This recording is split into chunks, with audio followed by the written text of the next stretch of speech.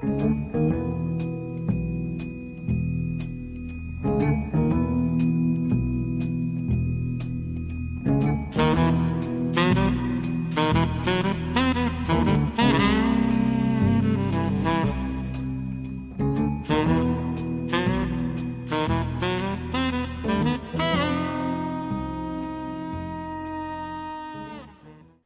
taas, head saatekuulajad! Saates osalevad elektriinseneri õppejõud Andres Saukas ning saadet juhin mina, Maarja Maripuu, tuntud sisulooja ja suunamudija konservatiivne mõtiskleja ja uudisteportaali eesti.com toimetaja ning saatejuht. Tehnokrat alustab. Eelmine saade Tehnokrat 52 võeti hästi vastu. Samuti laekus palju küsimusi energeetika kohta nii Eestist kui mujalt. Jätkame tehnokraatlike teemadega nii, et täna sellised küsimused. Kas sakslaste silmad juba näevad kliimahüsteeria enesetappu läbi? Kas Hiina kiirendab söe tootmist ja naerab Saksamaa üle? Ja nagu eelmine saadegi, tuli taas meile ka lisaküsimus. On küsitud, miks Eesti ja Euroopa mehed on nõrgad ja tegelevad lödipükslusega? Palun, Andres. Tervist, mõistut ja tarkust. Ja vaadake siin ikkagi neid saateid ka, mis siin kõrval on, et hakkame ju alateadvust, teadvust ja üliteadvust lahti pakkima ja teate küll, sünnime kokku pakitud alateadvusega kuni 5-aastaseni, kõik mis räägime, laps võtab automaatselt oma alateadvusse sisse ja kui läheb kooli, siis hakkab seda arendama edasi ja kui on juba kool läbi, siis on, kes tark on, see jätkab elukestvat õpet ilma käsuta, muidu praegult meil on moes, et on käsime elukestev õpe ja nagu naerdakse pidevalt, aga kes ei viitsi koolis õppida, ega ta ei õpi ka pärast juurde mingisugust probleemi. Ja küsimused olid siin päris hea ja eelmine saade ka oli see küsimus sees, aga siin, et miks see meesterahvad või üldse see rahvad Euroopas on niismadi nõrgukesed või lodipüks, see on väga õige. Sellepärast see on jälle loodusseaduspärasus, Jaan Järviku saates võite vaadata, kui on üle demoniseeritud või on üle aktiveeritud, siis on normaalne, siis ta väheneb, deaktiveerib ja mis siin toimub, vaadake, mis peale sõda oli. Peale sõda sündisid või sõja lõpus 40-ndatel sündisid mehed. 60-ndaks nad olid 20-aastased, tugevad mehed ja mis nad tegid siin, ehitasid elektrijaamu, tehaseid ja kõik asjad töötasid, nad olid väga töökad, õppimisimulised ja töökad. Siis läks 30 aastat mööda, saadi töö ja kõik lasti see lodipükslust lasti laiali. No see tekkis ju ära, mis siis toimus, kui see Nõukogude Liit lagunes. Lagunes, tekkisid need, kes olid kõvad poisid, need ju ajasid oma varandused raha, metalli värgiga kokku ja ülejäänud, kes oli, lasti tühjaks tõmmata ennast. Sest nad olid ei mõtelnud, ei olnud targad, need tegid 1-0 ära. Ja nüüd oleme jälle 30 aastat edasi, näete, nüüd oleme täitsa tühjad ja ootame ainult almsed ja kõik need sõnad, mis siin on öeldud, igasugused liikmemaksud, parteimaksud, vaadake paljud need seal partei liikmed või need erakonda liikmed, kas nad on kõik maksnud seal need omad ära, lihtsalt mängitakse mänge, 5 erakonda ja nii edasi, 6 erakonda ja kuna mängimine on ja vaadake seda sama, võtame selle naljaka või nüüd on isegi Trump ütleb naljakas ühendus, on see NATO, et NATO liikmesriigid ei tule USA-le appi, ega nad ei tulegi, siis lodipüksid on seal, ja siis nad on ise ka aru saanud, et millega või kellega nad võitlevad, sest teist poolt ei ole ju. Aga kui oli külm sõda, siis oli paigas, oli nagu vaenlane ja vastane oli olemas, oli Varssavi see leping oli vastas, siit mõlemad ihusid vaikselt nuga või tera või, aga kadus see Varssavi pakt ära, polegi vastas, NATO-l ei ole ju vastas. ja teised me räägiti, et seal taga on BRICS-id ja need on majandusühendused. Samamoodi võib NATO vastaseks nimetada ka ÜRO, kui tahate, et see on rahvusvaheline organisatsioon. Vot sealt tulebki. Ja see on seaduspärasus, et praegult on just see lodipükste aeg, me võime nimetada Z-põlvkonnaks või kuidas tahame, aga see lodipükste aeg lõpeb ära, kui suurem krahh või suurem selline pahandus juhtub. Ja praegult me kutsume seda pahandust kohale, seda energiakriisi, et kui süüa ei ole, siis eralduvad lodipükstest need, kellel on veel ära ja nad ei hakka nii nagu ministrid räägivad, et me peame musklid näitama kellelegi, siis musliga mees tema vaikides tuleb, võtab selle leivatüki või selle bensiini või mis sul seal kuuri all on, võtab selle ilusti ära, viisakalt ütleb, ega sa vastu ei ole, ma lähen ise ära ja annad ära, siis ütleb sulle, too homme jälle kusagilt ja paneb sinu enda jaoks tööle, kui sa lodipüks oled ja nii edasi, nii edasi. Nii et võt mõistagi, vot see on selline vastus, miks praegu on lodipüks. Praegu on see aeg, et ei taheta nagu onna, ootame sõna, et keegi teeks meie eest midagi ära. Nii et lähme siis teiste küsimuste juurde kohe. Ja ma tahaks veel lisaks öelda selle lödipüksluse kohta, et siin oli ka see põllumeeste streik ja minu meelest see oli üks suurimaid lödipükslusi, kuidas lasti ära kaaperdada Reformierakonnal ja E200 siis meie minister Terrasel ja nad tegid selle nii julmalt enda valimiskampaaniaks ära, et see oli, see oli julm ja muidugi ma ju tegin ka suure reklaami peale seda, kutsusin põllumehi ka veebiraadio Lihtsalt ja Keerutamata osalema selles saates. Siiani ei kippu, ei kõppu, et ootame edasi. Siis küsimus oli, kas sakslaste silmad juba näevad kliimahüsteeria enesetappu läbi?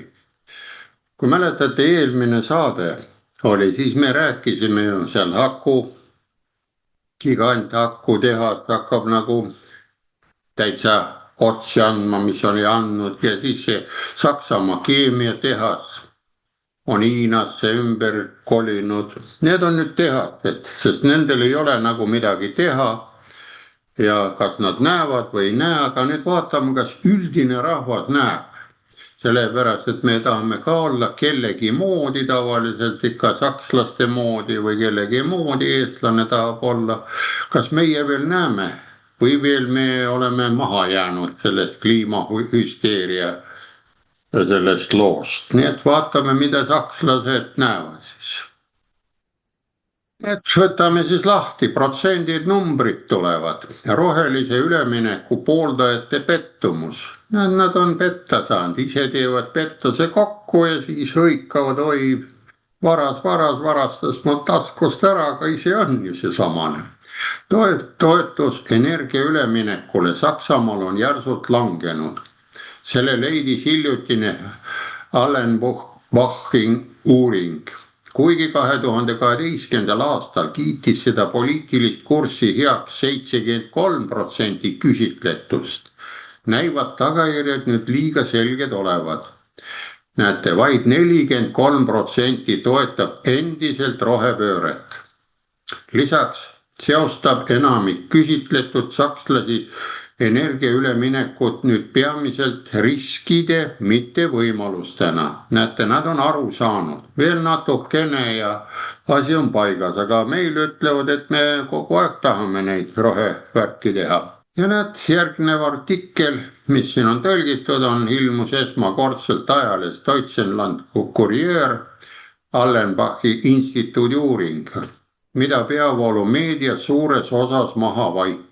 Näete, ei taha kuulda, kuigi näete, rahvamass on ka, ma arvan, et kui siin need küsitlused ja kõik, mis on, ma ei usu, et siin sellistel suurtel erakondadel nagu Reformierakond või siis teised EKRE-d ja kes siin on, oleks väga tohutu see, nagu öeldakse, reiting.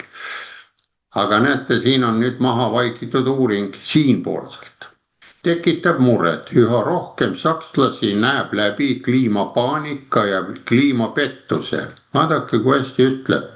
Tõesti, see on kliimapaanika, et kohe-kohe jää ja kõik sulab ja näidatakse pilte, kuidas jää murdub seal sügavas külmas kohas. Aga ainuke asi, mida nad ei näita suurt, nii hästi pikalt, neid jääkarusid. Jääkarudel on nii paks nahk seljas ja kasukas seal seljas, mida ei ole ammust aega nähtud. See tähendab, kui on paks kasukas, mõelge ise, kui on külm talv, siis te võtate ikka korralikud villased sokid, mitte ei lähe nende nailonsokkidega või õhukestega kõndima. Ja kui nendel loomadel on selline kasukas, siis seal ei ole küll seda sooja lainet näha olnud. Et ta püherdab seal lume või seal vee sees ja lume sees ja tunneb ennast koduselt. No vot sellest ei räägita sul. Ja näete, teine on kliimapettus, üks on paanika ja pettus. Arvestades, et ainuüksi eelmisel aastal kaotati Saksamaa tööstuses üle 120 000 töökoha. Vaadake, see on kõva number ka juba. On kodanikel ka muid muresid. Ükski Tageshermann või Heute Journal, need on kirjutised või saated, pole täielik ilma kliimamuutuste paanikate. Tekitavad näete paanikat. Vasakpoolne, roheline, ärkvel, poliitiline meediakompleks on aastad haudunud ideed, et väidetavalt inimtegevusest tingitud globaalne soojenemine on planeedi suurim oht. Igal aastal uus põrgulik suvi ja igal aastal uus kõige soojem talv läbi aegade. No tuletage meelde, oli meil siin talv väga igine, meil oli lund oli küll ja Euroopagi oli lund täis ja suvi on Euroopas ikka linnades 40 ja 50 kraadi, sest need on betoonehitised, kivid, aga lähete mereranda, on nagu kõik korras. Me miljardi dollari suurune hirmuäri õitses. Näete, see on hirmuäri, meid õitakse ka, meil oleme siin sõjahirmus kogu aeg. Sõbradroon tuleb, laseb pihta, vaenlase droon laseb pihta, liiklust hakkavad droonid ülevalt kontrollima seal üleval, aga kui tal see aku tühjaks saab ja kukub ülevalt liiklejatele pähe, on avarii kusagil ristteel ja mõni inimene jääb alla, ega siis inimene ei ole süüdi, droon kukkus alla ja auto sõitis üle inimese ja süüdlasi pole. Või kuidas? Ja näete, hirmuäri õitseb, ma tõin lihtsalt vahepeal näiteks. Ja looduse ja maastiki hävitamine tuuleturbiinide hulluse ja päikeseparkide kaudu. Hiiglaslikud töökohtade kaotused, sisepõlemismootorite järk-järguline kaotamise, CO2 maksude ja deindustreerimise tõttu on püha kliimareligiooni nimel. Vaadake, religioon on nii toekas ja laiapõhjaline, nagu siin räägivad, et on kohe 2 kannikat nii hõivatud laia põhjaga all, et ei ole ühte jumalat, mida tuleb siin kummardada, nagu ütleme, usklikel on kristlastel on meil see Kristus ja Muhamedidel on jälle teine usk ja Buda on 3. usk, aga näete siin selles kliimasüsteemis on kohe 4 või 5 seda hullust koos, seda hüsteeriat. Nii et näete ära religioonis. Igaüht, kes kahtleb alternatiivide puudumised sellele, mida kuulutasid uued Fridays for Future jumalad, peeti kliimaeitajaks, ketseriteks, ohuks inimkonnale endale, mitte inimestele, vaid inimkonnale. Vaadake, kui hea sõna, konnad tulevad ära, osa on kärnkonnad, siis on harilikud konnad ja inimkonnad tulevad. Mitte inimestel ei ole ohuks. Ja kliimamuutuste pettusse ümber peituv valede ehitis variseb üha enam kokku. Allenbachi uuringu kohaselt on kliimamuutuste pärast mures vaid 1/3 sakslast, sest näete, 2/3 on aru saanud, mis kahjuks jäi karnevali hooaja saginas täiesti tähelepanuta. BNV Fontan Herbert kvanti tellitud esinduslik uuring näitab avaliku arvamuse radikaalset muutust. Vaid 33% sakslastest on nüüd kliimamuutuste tagajärgede pärast väga mures, võrreldes 51%-ga 2019. aastal. Näete, see külm talv on toonud siis selle mõistuse sealt 2 istmiku poolkera juurest ka paljudele juba siia üles, et pea ka mütsi tuleb kanda ja mitte ainult, pea ei ole ainult mütsi kandmise jaoks, vaid ka mõtlemise jaoks. Ja näete, 2/3 sakslastest ei soovi enam maastiku hävitamist. Vot ütleb ka ära, mis seal põhjused sees oli. Ka niinimetatud energiasiire on märkimisväärselt toetust kaotanud. Ainult 43% usub nüüd, et tuumaenergia järk-järguline kaotamine ja taastuvenergia laiendamise kiirendamine on õige lähenemisviis. Mäletate, eelmises saates Ursula von Leyen ka ütles, et liivakasti hakkame neid ehitama neid tuumareaktoreid. Näete, siin rahvas ka arvab, et tuleks ikka taastada. Märkiliselt peab ekslikult 37% valeks ja näeb energiasiides rohkem riske kui võimalus. Üha rohkem sakslasi soovib taskukohast energiaid, kindlaid töökohti ja inimeste vajadusele orienteeritud poliitikat. Kas meie tahame seda? No vot, kas me tahame kindlaid töökohti, tahame odavamat energiat või ei taha? Ideoloogiliselt juhitud kliimahüsteeria asemel. Üha rohkem sakslasi mõistab, et asi pole üldse kliimas. See puudutab üksnes vasakpoolsete roheliste kontrolli, kliimaeliidi poliitilist ellujäämismudelit ja mitme miljardi dollari suurust hirmuäri. Vaadaku, kui hästi ütleb. Ta ei ütlegi, et see on lollitamine, eespool oli, et oli nagu religioon. Aga vaadake, igasugune religioon tegelikult toetub ju hirmule. Et kui sa seda ei tee, siis saad sedasi ja kui keegi lööb, siis pane teine põsk jälle ette, olete kuulnud neid asju.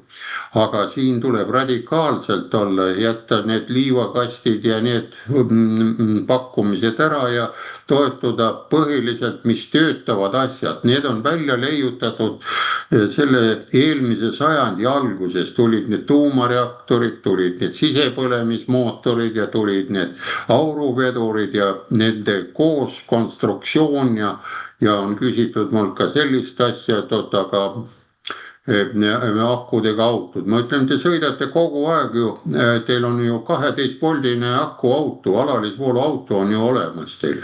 Lambid ja tuled põlevad alalisvoolu peal 12 volti, aga sisepõlemismootor töötab kõrgepinge küünla sähmakuse peale. Nii et mõlemad kombinatsioon töötab, aga kui ühe viskad ära, siis olete talvel kusagil külmas. Selline variant oli olemas, ma ütlen, nõukasüsteemis oli Zaporozhets oli. Temal oli mootor oli taga ja see eraldi bensiiniga, paagiga oli see soojendus oli ees. Selle panid undama, siis puhus aknad puhtaks. Vaat see oli selline erihübriid, aga muidu kui mootor on ees, siis läbi mootori kõik need avad, mis seal on, läbi filtri tulebki soe, mootori soojus tuleb teil sisse. Salong, nii et ta aitab ka teid soojendada ja ise sõidab edasi. Nii. Ja Allenbachi küsitluste läbiviijate kainestav järeldus. Elanikkonna poliitilises päevakorras on välis- ja sisejulgeoleku, majandusarengu ja ka energiavarustuse küsimused praegu olulise kõrgema prioriteediga kui kliimakaitse küsimus. Näete, see on väga hea uudis, nii et pange kõrva taha tehnokraadid ka siin, kes te hooga siin teete. Soovitan ka läbi mõelda, ise olen ka tehnokraat, sest töö tahab tegemist, aga kui te näete ära, et varsti ei ole teil tagavaraosasid ja tuleb hakata neid kokku korjama ja pankrot tuleb ja kes siis tuleb, aga pankrot kui tuleb, olete töötaja ja teine firma, kes hakkab neid koristama, see ju rikastub jälle ärakorjamise eest, ta hakkab uuesti Hiinasse tagasi müüma, nii nagu kogu meie, toon teile näite, 30 aastat tagasi vanad telerid, need harilikud magnetofoonid, trahvod ja kõik, mis olid, need läksid ju kohe Hiina laevade peale, nad pesid sealt hõbeda kineskoopidest välja, transistorid lõhuti ära, valati eraldi ära, mis germaaniumid, nad segasid ja said kõik endale alusmaterjalid, millega nad nüüd tulevad uuesti tagasi ja siis, kui on need akud ja hunnikus, kellelgi vaja ei ole, prügimäel nad viivad ise ära, sest nad teavad, pärast müüvad teile tagasi, mitte enam auto akuna millegiga, aga tulevad muud asjad, mida nupukad töötavad ja ütleme see, mis seal idee on ka iraanlastel on need vaimsus ehk mõistus, kel on mõistus, sellel on jõud ja hiinlastel seda on. Seda võite vaielda vastu, sest võtke ükskõik mis asi, igal pool on peal Made in China. Ja toon ühe näite ka veel juurde, kui meil hakati teda CE-d õpetama ehk Euroopa Komisjoni standardeid, siis ma ütlesin, see on China eksport, naergi. Ja kuidas eksport tuli, siis algus oli vene keeles oli peal, kui tuli mõni asi Hiinast, сделано в Китае. Siis oli KNDR, nagu on see Kitaiska Narodne Respublika, oli sellised sildid, olid pealt Hiina omad, mis tulid vene keelega. Ja ei olnud, oli siis ära Philipsi oma, aga nüüd on otse, kui teete ükskõik mis asja lahti, Made in China suurelt, kust ta tuleb.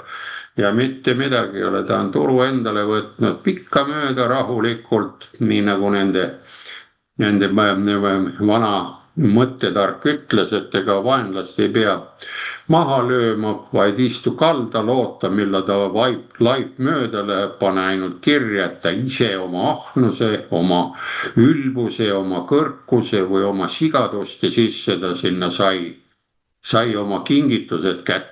Nii et poliitikud mõelge, kui kaua te viitsite veel sigadusi ja lollustega tegeleda, sest selline asi on kindlasti auhinnaks väärne, sest näete, siin ei usu enam ka sakslased juba, suur riik, 37% näed. Ja näete, ütleb hirmuäri, saab ka otsa, et enam ei kardeta, kui hirm kaob ära, mõelge, siis on juba kirves lihtsalt liikumas käes.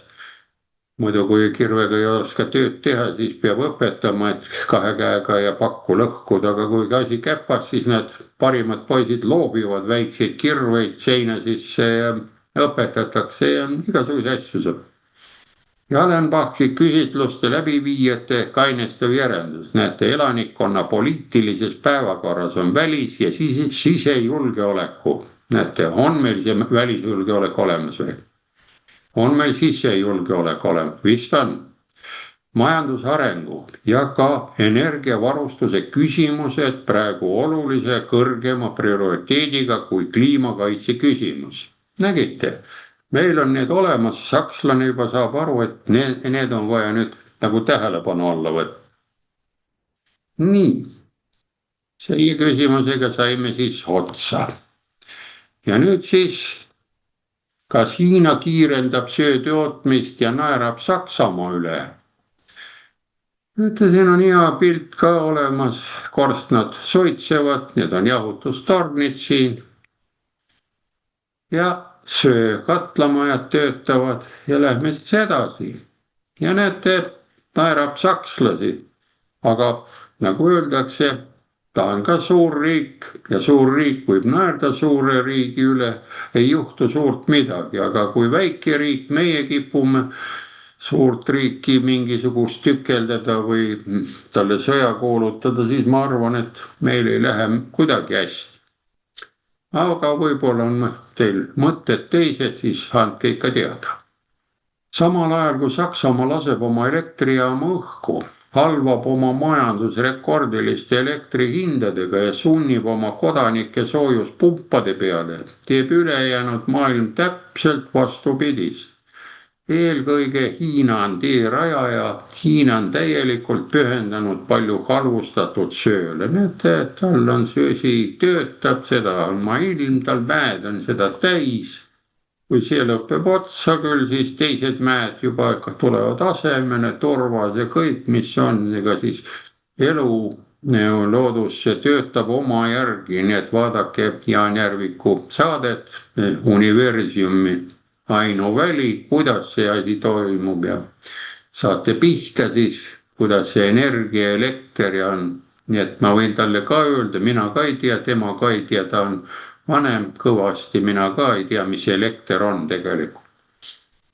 Nii et Euronewsi avaldatud arvud, mis viitavad energia puhta õhu uurimiskeskusele ning globaalse energia monitorile, on Berliini kliimaalarmistidele ränk laks näkku. Vaadake, võib-olla siin oleks seal Riigikogus ka selline laks vajalik, võib-olla mitte kuidagimoodi, kui küsimusele vastust ei saa ja seal on nad puutumatud isikud omavahel, et nad võiksid natuke laksutada ka võib-olla. Ma ei oska öelda, aga kui vastust ei tule, siis ei ole mõtet ju küsida. Sa oledki lodipüksi ka edasi, sest kui laksu ei ole.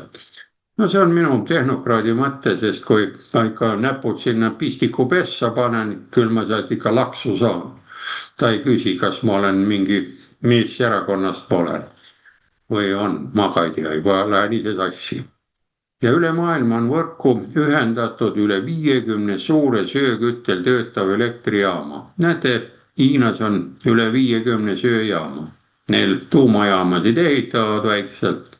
Paljud neist on Hiinas. Ülemaailmne sööküttel töötamise järk-järgune lõpetamine. Need küsimus. Ei, seda ei eksisteeri.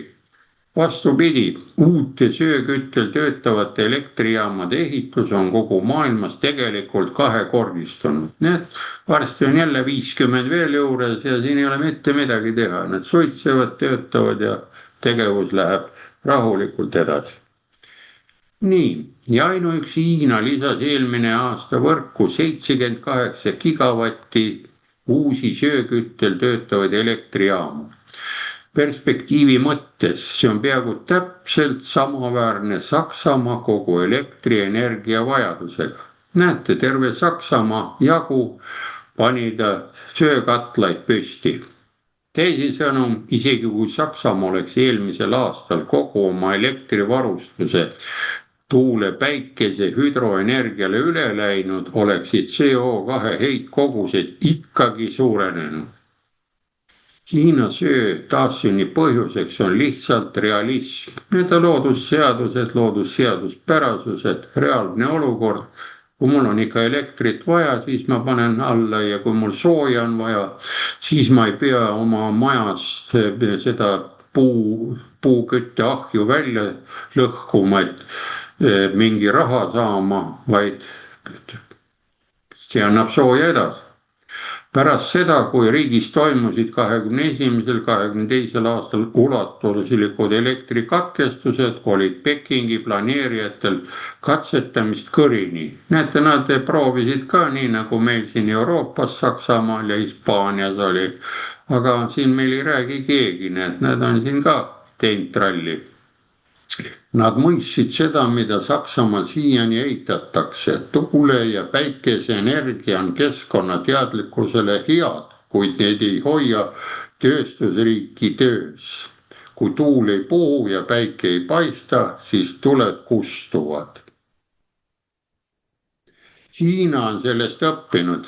Aga võib-olla peaksime Hiina poole pöörduma ja küsima, kuidas nad 21. ja 22. aastal katkestusest said lahti, sest meil on see tulekul, sest kui see Euroopa kütusest ja kraamist tühjaks jääb, ega siis voolu ka meil mõni päev ei ole ja mis siis saab, kuidas me bensiinijaamas selle bensu seal kätte saame, kui ongi seal põhjas varem olid bensiinipaagid olid maa peal, tegid kraani lahti, voolas ise ämbrisse, aga praegu ämbrisse kuidagimoodi ei voola, noh. Ja meil, mis tahetakse nüüd alajaamades, lugesin, kui droonivärk oli, et alajaamade trahvusid, suuri trahvusid hakatakse maa sisse peitma, betooni kaevama, et nendel on vaja see varjend ehitada ja no kuidagi niimoodi imeliku mõtetega käib. See liinid jäävad ju ikka välja, kui trahvujaama maha lased drooniga või liinid puruks. Trahvu võib maase suunata, aga edasi ei lähe voolu või ma ei tea. Nii et Hiina on õppinud ja ehitab nüüd ainsat asja, mis pakub tõeliselt usaldusväärset ja taskukohast elektrit. Sööküttel töötavaid elektrijaamu. Ja see on alles algus. Aruandes selgub lisaks, et eelmisel aastal alustati täiendavalt 83 gigavatti sööküttel töötavate elektrijaamade ehitust. Kuigi Hiina jätkab tuule- ja päikeseelektrijaamade ehitamist osana laiemast energiaallikate kombinatsioonist, on ta hästi teadlik, et stabiilne baaskoormuse pakkumine on lihtsalt hädavajalik. Ta näeb, ta mõtleb läbi, kui me paneme ka, et on, siis meil on ju vaja need liinid kõigepealt valmis ehitada, et kui akud ja tuulikud korraga käima lähevad, siis oleks kuhugile see vool ära kasutada millegi peale liinidega, aga meil ei tule ju liinidest läbi, tuleb ju maa sisse lasta ja välja lülitada ja need uhavad seal ja toodavad ja no vot nii ta on. Ta ei jävita oma neid energiaallikaid ära üldse. Samal ajal kui Euroopa ise deindustrialiseerib ja ohverdab oma energiajulgeolekut, kindlustab Hiina oma majandusliku juhtpositsiooni tohutute sööküttel töötavate elektrijaamadega. Maailma on energiajanuline ja hangib seda sealt, kus see on odav ja usaldusväärne. Ainult Saksamaal ja mujal Euroopas usutakse endiselt, et nad saavad globaalset kliimat päästa iseenda hävitamisega. Vaadake, kui hea lause, et iseenda hävitamisega saame ikka kliima korras hoida, kuigi kõik arvutused, kõik asjad näitavad, et kliimat saab ainult päikese kaldenurk muuta. Kui me oleme kõrbekliimas, siis päikese kaldenurk on pähe kohe ja see kliimahullus, seda võib ju nimetada kõiki, kuidas on, et me peame ise ära hävitama, siis võib-olla kliima muutub, aga ma ei usu seda. Ta ikka oma 4 tsükliga kevad, talv, suvi tuleb ja muidugi teised loomad tulevad juurde ja elavad võib-olla paremini. No vot, see on tehnokraadi mõtlemine, nii et võime siin kliimale juurde panna. Nii et mida sa arvad, Maarja, sellest? Aitäh sulle, Andres. No siin oli rahvatarkustest oli juttu loo alguses, et eestlase põhirahvatarkus on, et kes kannatab, see kaua elab, et ilmselgelt eestlane kannatab ja kannatab ja kannatab ja jääbki kannatama. Ja siin, kui oligi see nii-öelda üleminek siis sellele rohehullusele, kästi ahjud välja lõhkuda. Paljud ka seda tegid, läksid üle siis maa- ja elektriküttele. Ja tänaseks me teame nende elektrihindade juures, mis siin rohepöördega meil on, et see oli täielik enesetapp ja ilmselgelt eestlane jälle kannatab. Aga ilmselgelt pikalt elame. Aga ma arvan seda, et lähme järgmiste küsimuste juurde, mis siin ikka pikalt ei jätada. Kas roheline pärand on kokku varisemas? Kas Portugalis läheb vesiniku tootmine hingusele? Palun, Andres. Nii, paneme siis slaidide peale sinna, mis see roheline pärand on, eks ise mõelge, jalajälgedest räägime või rohejäljed või kuidas see on. Ja ma ka Kroonus värvisin puulehti talvel, see pollased olid enne ära, nii et ma olen näinud seda rohejälge ja teine on siis Portugali värk, nii et lähme suurele pildile. nii, ja näete, siin on pildikene ka, kuidagi roheline värv on ära kadunud selle pildi pealt, on ainult mustvalgeks jäänud. Et roheline pärand on kokku varisemas, tuuleenergia hiiglased on pankroti äärel. Nii et see peaks olema ka siin hoiatuseks meil siin koha peal, sest kindla peale on need hiiglased ka siin Eestiga seotud. Nii et mis siis toimub? See pidi olema uus Saksamaa majandusime, Habecki ajastu pärand. Elektrit on külluses, öeldi tol ajal. Taastuvenergia oli väidetavalt hinna ja rahatrükki masina poolest ületamatu. Näete, rahatrükki ka saab. Kuid energiasiirde reaalsus jõuab nüüd elektrijaamade operaatoritele jõhkralt järelde. Samal ajal, kui Berliin klammerdub jätkuvalt oma energiasiirde ja tuule ning päikese elektrijaamade laiendamise külge, võitleb tööstusharu ise oma ellujäämise eest. Päikeseparkide ehitamine pole enam kasumlik ja tuuleenergia operaatorid seisavad samuti aeglaselt, kuid kindlalt silmitsi maksejõuetuse ohuga. Kullapalavik on läbi. Näete, kullapalavik on läbi muidugi, normaalsed enam ei tee. Ja nüüd valitsevad kaotused, koondamised ja paanika. Selle kokkuvarimise parim näide on Avo Energy, üks Saksamaa vanimaid projekti planeerijaid, endine rohelise ülemineku lipulaev ettevõte, võitleb praegu ellujäämise eest. See on eksistentsi küsimus, kuid see ei mõjuta ainult raskustes olevaid ettevõtteid. Suksvandist pärit BNE ettevõte on sisuliselt sektori pank, seisab samuti silmitsi tagasilöökidega.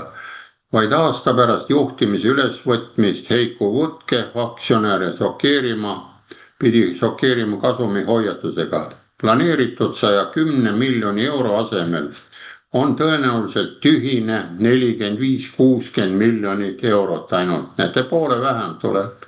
Kasum on peaaegu poole võrra vähenenud. Vutke hoiatab juba ajalehes Handelsblatt konsultatsiooni ees. Lihtsalt öeldes tähendab see, ettevõtete sulgemise laine on alanud. Valmistume raskemateks aegadeks, ütleb BNE tegevjuht. See kõlab diplomaatiliselt. Tegelikkuses on tööstusharu kriisis. Projekte tühistatakse, sest need lihtsalt ei ole enam kasumlikud.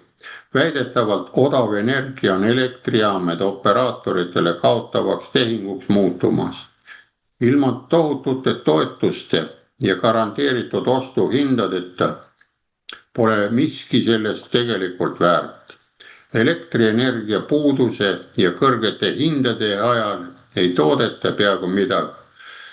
Seda seetõttu, et erinevalt tavapärastest elektrijaamadest ei saa tuule- ja päikeseenergiat suvaliselt kontrollida. Näete, lihtsalt jooksevad kõik kokku ja ütlevad, et asi on ühel pool.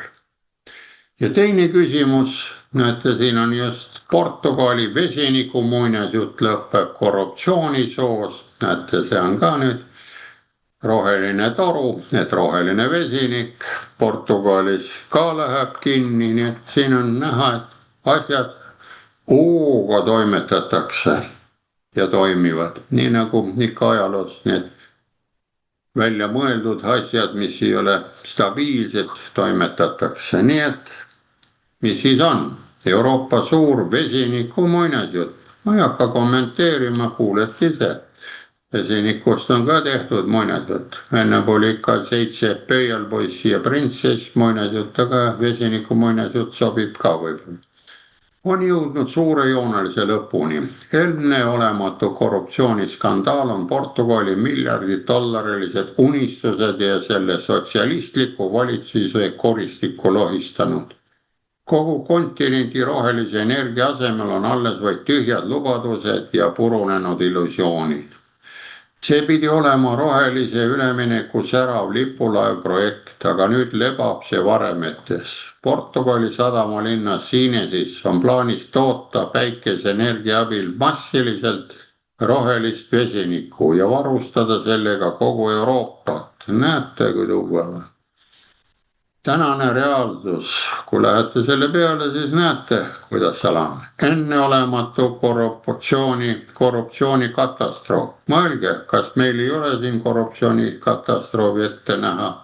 Kui me oleme Euroopaga sarnases olekus, siis võite mõelda, nagu ma ütlen, aeg on konstant ja me oleme siin ka nagu vennad-õed ikka ühises 27 liikmeskonnas. Plahvatavad unistused ja karmid faktid, mis taaskord purustavad rohelise ideoloogia. Umbes 5 aastat tagasi lubas toonane sotsialistlik peaminister Antonio Costa kodanikele kuldset rohelist vesiniku tulevikku. Meeldejääva projekti nime Roheline Flamingo, jätke meelde, see on ilus lind. All kuulutati hiiglaslikke numbreid. 3,5 miljardit eurot investeeringuid, 5000 uut töökohta ning laevade ja torujuhtmete ekspordivõrgustik, mis pidi Euroopat selle väidetava imeenergia varustama. Seda ma võin teile varsti öelda, et natukene läheb veel, küll läheb see 2 naftajuhet sealt Venemaa ja Saksamaa vahel käima. Need töötasid enne, praegult natukene raastetavad seal, aga siin on need uuenduslik arv välja mõeldis see, nad ei õigusta ennast ära. Kuid roheline muinasjutt lõppes skandaaliga, olete kuulnud? Ma arvan, et suurt ei ole kuulnud, sest näete, 2 aastat tagasi meil on põhiprobleem, on see Ukraina sõda siin, aga tegelikult selle sõja varjus toimuvad hoopis huvitavamad asjad, need seda ma nagu ei ole, võin öelda, ma ei saa aru, kuidas ta nüüd sõda on, kui Ukraina laskesuusatajad, kes on snaiprid, käivad võistlustel, maailmavõistlustel laskmas, tähendab nagu ei oleks sõda või on, proovige mulle see ära seletada. Sest kui on sõda, siis parimad kütid ja laskurid on ikka sõjas või nüüd on vastupidi, sõda on teistmoodi käib, ma ei tea. Nii et Costa valitsus varises kokku, põhjus massiivsed korruptsioonisüüdistused, eriti seoses varem ülistatud vesinikuprojektiga. Valitsuse langemisega murenes ka investorite usaldus projekti täiesti ebareaalsete ajakavade ja utoopilise ulatuse vastu. Täna selgub läbikukkumise täielik ulatus karmide ja ilustamata faktidena. Näete, miks siis see valitsus kukkus? Rahvusvahelised konsortsiumid põgenevad, investeeringud kuivavad kokku. Üks konsortsium kärpis oma kavandatud toodangut 90 megavatilt napile 10 megavatile. Näete, kuhu 80 ära, 8 korda läks ära. Investeeringute maht kahanes 162 miljonilt naeruväärsele 42 miljonile eurole. See võrdub kõigest 1000 tonni vesinikuga aastas. Vaadake, kui palju saate sealt kohe vesinikku. Euroopa varustusmootorist pole midagi alles jäänud. Varem kavandatud, omavahel ühendatud üldarhitektuur pole enam lihtsalt teostatav. Nii et Mario, lõpus ma küsin, kas see annab ka meil Rail Balticu asjanduse mõtte välja, näiteks seesamane torustik seal või ei anna. Seda laseme selle lõpuni. Nii et ma näen siin mingit paralleeli. Ja veel paljastavam pilk tootmisele. Samal ajal, kui poliitikud on juba ammu unistanud ekspordid, asub siin siis endiselt peamiselt uurimis- ja katserajatis. Mäletate, Ursula von Leyen eelmises saates rääkis, et hakkavad neid moodulreaktoreid liivakastis katsetama alles. Ja kõik liiduvabariigid ehk riigid parem, kui nad kohale tuleksid. 3 punkti ta luges seal ette. Et kes ei ole vaadanud, siis vaadake eelmist saadet rahulikult korraga veel üle. Näete, siin igal pool on nad katsetamisolukorras, aga ainukene, kes ei katseta, on see rahvas, kes maksab need katsetused kinni rahulikult, ilma mingisuguste probleemideta. Ja näed, seni ei toodeta vesinikku tööstuslikus mahus, tunnistab Diego Santos Lissaboni Tehnikaülikoolis. Lissabonis on ka Tehnikaülikool. Meil on muidugi Tallinna Tehnikaülikool otsib tudengeid eelmise aasta sügisest 1,9 miljoni euro eest elektritaustaga just, et need peavad olema taust. Nii et kui on sul elektrik ja midagi on T-särgile kõhu peale kirjutatud mingi elektrik, siis oledki taustaga olemas. Ja tema hukkamõistav hinnang lähituleviku plaanidele, selleni kulub ilmselt veel 10 aastat, vaadake, meil läheb ka vist Rail Balticuga midagi sinna kanti räägitakse ja me näeme alles algust. Luis Montenegro, uus parlament, paremliberaalne valitsus, vaatab, et seal on veel paremliberaalne ja vasakliberaalne, me peame sealt õppima ära, aga annab ikka õppida. On ammu juhtme maha tõmmanud ja kurssi muutnud.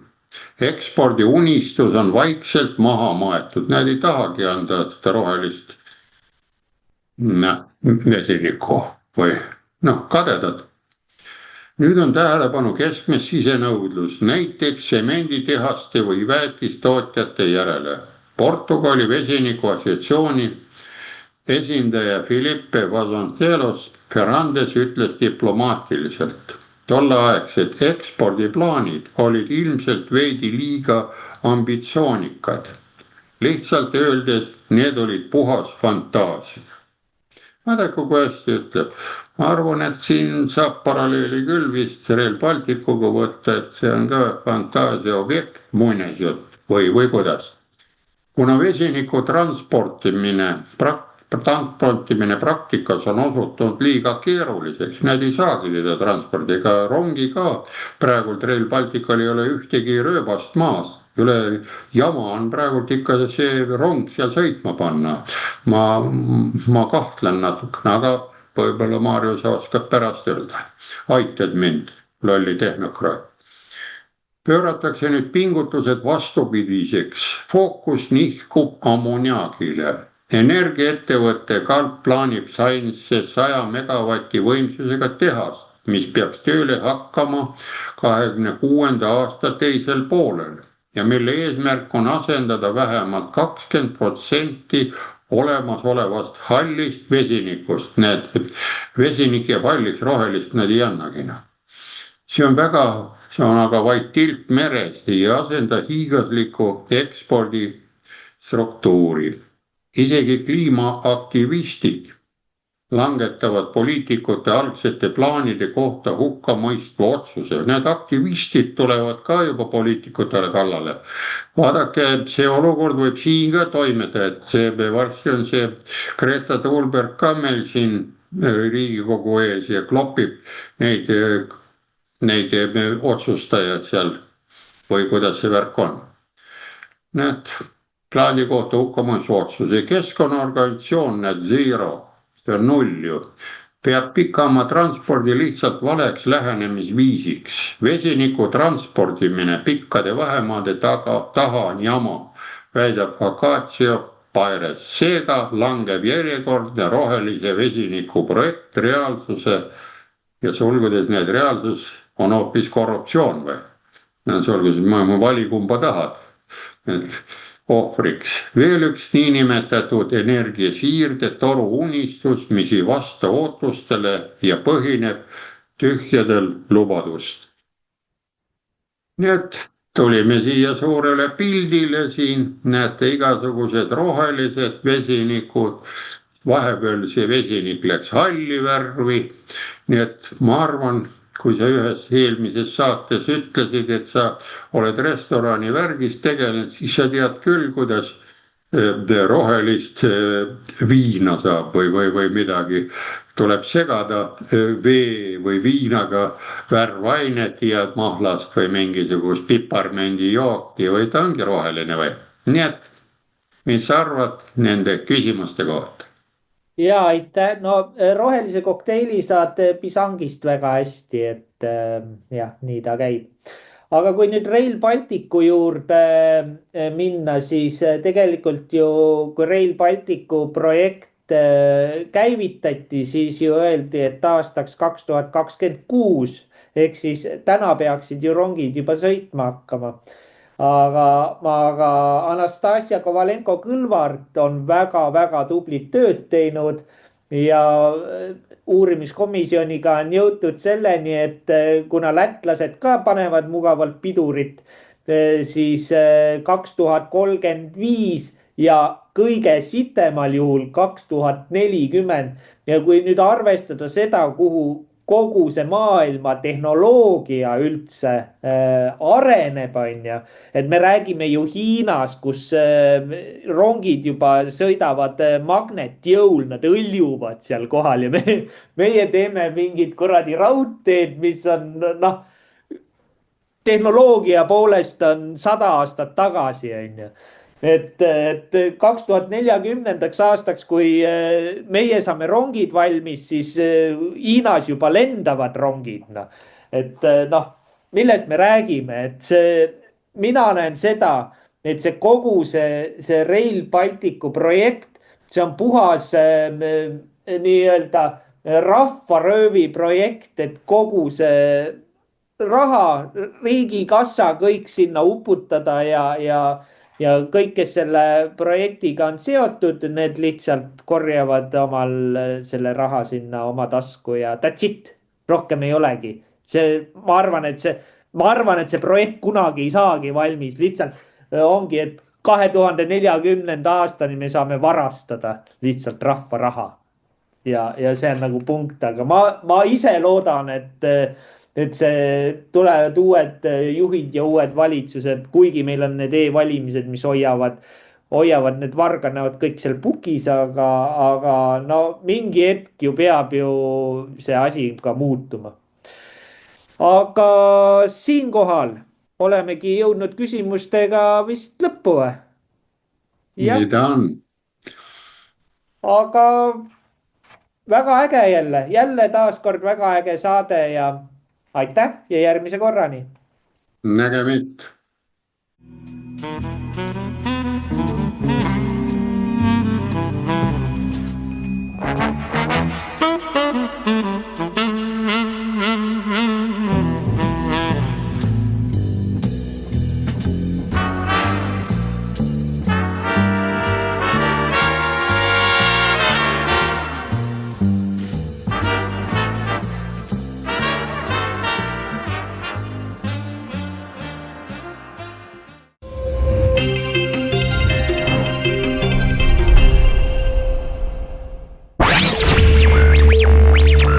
meil on Eestile plaan B.